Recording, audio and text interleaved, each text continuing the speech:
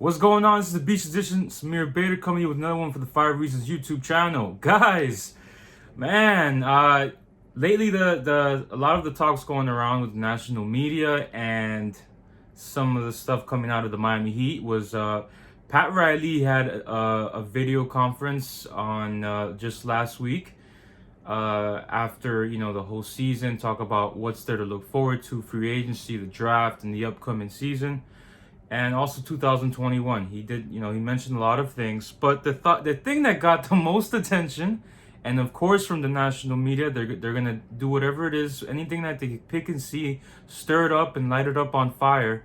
They said, okay, perfect. Pat Riley, he had a comment. It was about the 20-minute mark of the 42-minute video conference, where he said that this kind of deserved. This year was like kind of an asterisk year for the Miami Heat because the Miami Heat did lose Goran Dragic and Bam Adebayo to some injuries in the beginning of this of the NBA Finals. But he clearly was saying that on the Miami Heat's part, in turn, like he feels like it was an asterisk because they lost. Like, what if they kept their team healthy and had and maybe have a game 7 and maybe win? That's clear. I think every team in the NBA has this mentality. Like, man, if we had these players, it's like an asterisk. Like, that's what the whole thing was. But of course, the national media blew it up in everyone's faces. I had to watch all sorts of shows, Fox Sports. I was watching Undisputed with Skip and Shannon. They were completely blowing it up, making it about how LeBron left Pat Riley high and dry in 2014, making it about not giving Pat Riley LeBron his dues. It was just ridiculous. And then I watched other shows as well that Pat Riley's being full of BS. You know what? I just think it's ridiculous that it's being covered this way. I think Pat Riley just had. I thought it was a very respectable. It was a great video conference that Pat Riley had. He was being really honest, but it was no disrespect. The entire time he was praising LeBron James. They got the best player in the world. They have Anthony Davis. They're a great team. No doubt they deserve to win this championship. What more do you want from Pat Riley? I mean, how is this guy's being covered like this? I mean, I blame this on the producers out there in the professional world, and I blame this on these journalists who go out there and come up with this phony garbage to turn all the whole narrative around. So you satisfy crowds for clickbaits. I don't understand what this was all about. It really angered me to see that Pat Riley, a guy who's been part of the NBA family since about the 60s, he's being covered like this. You're twisting the guy's words around. Shows you there's absolutely no respect for certain people in today's game of how you cover sports, journalism. It's just things are being twisted up really easily. And I thought that Pat Riley didn't even have to do this, but he went ahead and cleared it up again and said no, the Lakers were the better team. This was an asterisk on our behalf. But he didn't even have to say that. The fact that he had to say that is ridiculous. It shows you the type of journalism that's going on around there, the type of producers that are out there. They don't even know what they're giving to these guys to commentate about. There needs to be, obviously during the NBA Finals, how they were covering the Lakers and the Miami Heat. It was like the Miami Heat weren't part of the NBA Finals. It was just LeBron James and the Lakers. All these commercials and build-ups. It's like you clearly just don't really love the story of the Miami Heat and how their build-up has been such an impressive one, being a year ahead of schedule, really.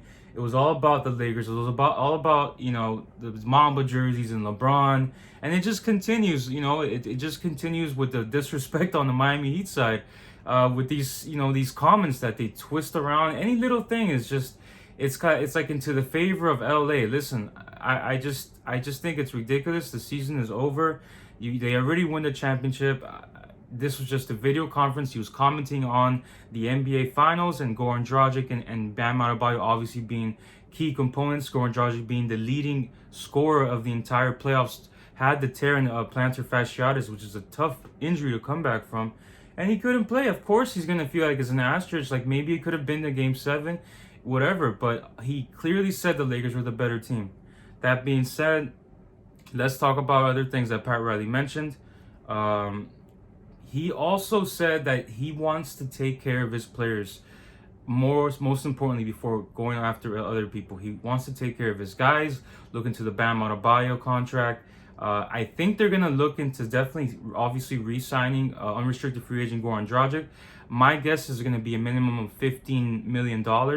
I wouldn't be surprised if it's $20 million. I think they re-sign also Jay Crowder. You know, perhaps they bring back Myers Leonard. I don't think they make any major moves, obviously, until the NBA draft. The NBA draft is scheduled to be November 18th. Until they change the date, who never knows. And the free agency is apparently going to be 48 to 72 hours after the NBA draft, which is November the 20th to the 21st. They're trying to have the NBA season start on December 22nd.